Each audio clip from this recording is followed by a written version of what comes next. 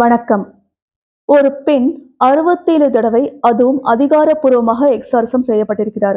அவருடைய குரல் பதிவுகள் இன்னைக்குமே இணையத்துல வைரலா இருக்குது.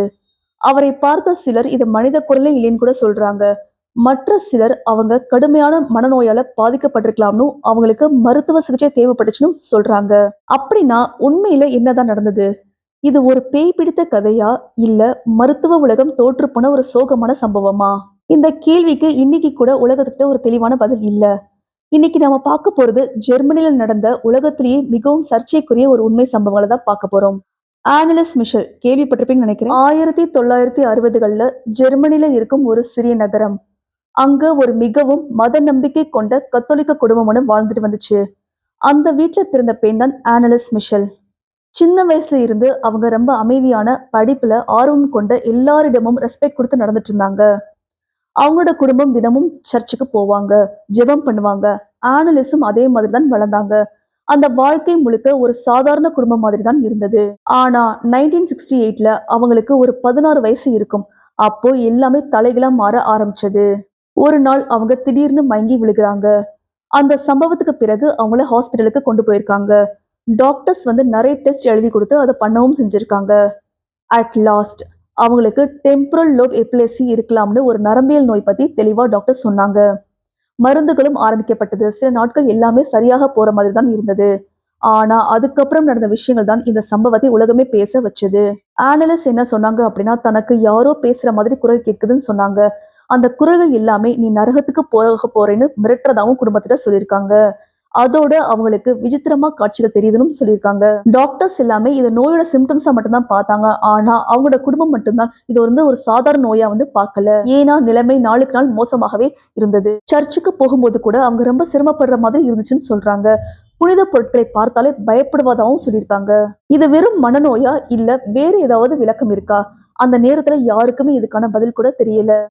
அதுக்குள்ள அவங்க வீட்டுல இன்னும் சில விசித்திரமான சம்பவங்கள் நடக்க ஸ்டார்ட் ஆச்சு. அதுதான் இந்த கதைய ஹாஸ்பிட்டல்ல இருந்து நேரா சர்ச்சுக்கு கொண்டு போனது. ஆனா ஒரு கத்தோலிக்க பாதிரியார் கூட உடனே இது பேய் பிடிச்சிருக்குன்னு சொல்லல. அதுக்கு முன்னாடி பல மாதங்கள் பல விசாரணைகள் நடந்துச்சு. அந்த விசாரணையின் முடிவுல எடுக்கப்பட்ட முடிவுதான் இன்னைக்கும் உலகம் முழுக்க விவாதிக்கப்படுது. மெடிக்கல் ட்ரீட்மெண்ட்ஸ் பல மாசங்களாவே நடந்துட்டே வந்துட்டு இருந்தது. ஆனா அவங்களோட குடும்பத்துக்கு அவங்களோட நிலைமை கொஞ்சம் கூட நல்லாகிற மாதிரியே தெரியல. அந்த நேரத்துல குடும்பத்தினர் எல்லாம் சேர்ந்து அருகில் இருந்த கத்தோலிக்க பாதிரியார்களை சந்திச்சாங்க. இது மருத்துவ பிரச்சனை மட்டும் இல்லாம இருக்க முடியுமான்னு கேட்கவும் செஞ்சாங்க. ஆனா பலர் நினைக்கிற மாதிரி தேவாலயம் உடனே எக்ஸார்சம் செய்ய ஒப்புக்கொள்ளவே இல்ல. முதல்ல இது மருத்துவ காரணமா இருக்க முடியுமா என்பதையும் மற்ற விஷயங்களையும் ஆராய்ந்ததாகவும் சொல்லப்படுது. பல மாசங்கள் கழிச்சு 1975ல உள்ளூர் பிஷப் அனுமதியோட 2 கத்தோலிக்க ஃபாதர்ஸை வச்சு அதிகாரப்பூர்வமாக எக்ஸார்சம் செய்ய அனுமதி கிடைச்சதா சொல்லப்படுது. அந்த ஃபாதர்ஸ் ஃபாதர் அர்னால்ட் மற்றும் ஃபாதர் எர்னஸ்ட். அதுக்கு பிறகு தொடங்கியதுதான் உலகம் இன்னைக்கும் மறக்க முடியாத 67 எக்ஸார்சம் அமர்வுகளா இருக்குது. இந்த அமர்வுகள் ஒரு நாள் 2 நாள் இல்ல, பல மாதங்கள் தொடர்ந்து நடந்ததா பதிவுகள் சொல்லப்படுது. ஒவ்வொரு அமர்வும் சில நேரங்கள்ல பல மணி நேரம் நீடித்ததாம். அந்த அமர்வுகளில் சில ஆடியோ பதிவுகளும் செய்யப்பட்டன. அந்த பதிவுகள் தான் இந்த சம்பவம் இன்று வரை உலகம் முழுக்க பேச காரணமா இருக்குது. அவங்க சொன்னபடி பார்த்தோம் அப்படின்னா, அவங்க சில நேரங்கள்ல மிகவும் கரகரப்பான குரல்ல பேசினாங்களாம்.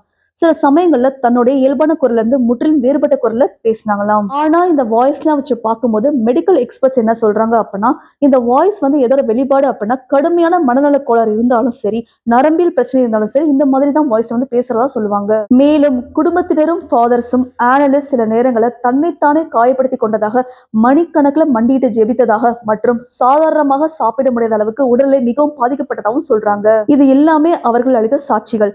அதே நேரத்துல மருத்துவ பார்வையில் நீண்டகால நோய், மருந்துகளின் தாக்கம், உணவு குறைபாடு மற்றும் மனநல பிரச்சனைகள் இருந்தா மட்டும்தான் இந்த மாதிரிலாம் நடக்குன்றது அவங்களோட வெளிப்பாடா இருக்குது.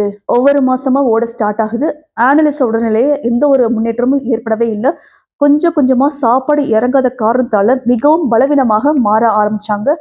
உடல் எடை தொடர்ந்து குறைஞ்சுக்கிட்டே போச்சு. நடப்பதற்கு கூட கஷ்டப்பட்டதா பதிவுகள் கூறுது. ஆனா எக்ஸார்சம் மட்டும் தொடர்ந்து அவங்க மேல நடந்துகிட்டே இருக்குது. ஆனா ஒவ்வொரு நாளும் ஆனலிஸோட உடல்நிலை இதை தாங்கிக் கொள்ள முடியாத அளவுக்கு மோசமாயிட்டு இருக்குது. 1976 ஜூலை மந்த் ஒரு மார்னிங் டைம். அந்த வீட்ல எல்லாமே ரொம்ப அமைதியா இருந்துச்சு. ஆனா சில நிமிடங்கள் தான் அந்த அமைதி ஒரு அதிர்ச்சியான செய்தியா மாறப்போகுது. ஆமாங்க, ஆனலிஸ் மிஷல் உயிரிழந்துட்டாங்க. அவங்களுக்கு வயசு வெறும் 23 தான். அவருடைய மரணம் ஒரு குடும்பத்தை மட்டும் இல்லாம முழு ஜெர்மனியே அதிர்ச்சியில ஆழ்த்தியது. ஆனா அதுக்கப்புறம் நடந்ததுதான் இதை விட ஒரு பெரிய அதிர்ச்சி. ஒரு கேள்வி முழு நாட்டையும் பிரிச்சது. இது உண்மையிலேயே ஒரு மத சம்பவமா? அல்லது மருத்துவ சிகிச்சை கிடைக்காமல் போன ஒரு தவிர்க்கக்கூடிய மரணமா? இந்த கேள்விக்கான பதிலை தேடிதான் வழக்கு நீதிமன்றம் வரை போனது. கோர்ட்ல 2 உலகங்கள் நேருக்கு நேர் நின்றன. ஒரு பக்கம் டாக்டர்ஸ். அவங்க என்ன சொன்னாங்க அப்படின்னா, ஆனலிஸ் கடுமையான நரம்பியல் மற்றும் மனநல பிரச்சனையால பாதிக்கப்பட்டிருந்தாங்க. அவங்களுக்கு தொடர்ந்து மருத்துவ சிகிச்சையும், உணவு பராமரிப்பும் முக்கியமாக தேவைப்பட்டது. மற்றொரு பக்கம் ஃபாதர்ஸ் அப்புறம் அவங்களோட குடும்பத்தோட உறுப்பினர்கள். அவர்கள் நம்பியது அவர் ஆன்மீக போராட்டத்தில் இருந்ததாகவும், அதனாலதான் தொடர்ந்து எக்ஸார்சம் செய்யப்பட்டதாகவும் நீதிமன்றத்துல சொல்றாங்க. எக்ஸார்சம் பண்றப்ப பதிவு செய்யப்பட்ட சில ஆடியோ ஆதாரங்களையும் சாட்சியங்களும் விவாதிக்கப்பட்டன. அட் லாஸ்ட் கோர்ட் வந்து அந்த பொண்ணோட பேரண்ட்ஸையும் அந்த 2 ஃபாதர்ஸும் குற்றவாளிகளும் தீர்ப்பளிச்சிருச்சு. அவர்களுக்கு சிறை தண்டனை விதிக்கப்பட்டாலும் அது இடைநிறுத்தப்பட்ட தண்டனையாக தான் இருந்தது. அதாவது அவர்கள் உடனடியாக சிறைக்கு செல்லவில்லை. இந்த கேஸ பத்தி உங்களோட கருத்து என்ன? ஆனலிஸ்டுக்கு என்னதான் நடந்திருக்கும்? உண்மையாவே மனநோயா? இல்ல அவங்க எக்ஸார்சம் செய்யப்பட்டது சரியா? கண்டிப்பா உங்களோட பதில வந்து கமெண்ட் பாக்ஸ்ல குடுங்க. இந்த மாதிரி ரொம்ப இன்ட்ரெஸ்டிங்கா இருக்கக்கூடிய ஃபேக்ட்ஸ வந்து ஸ்டோரி வாயில தெரிஞ்சுக்கணும்னா நம்ம சேனலை சப்ஸ்கிரைப் பண்ணிக்கோங்க. லைக் பண்ணுங்க, ஷேர் பண்ணுங்க, பெல் ஐகான் கிளிக் பண்ணிக்கோங்க. Thank you so much for வாட்சிங்.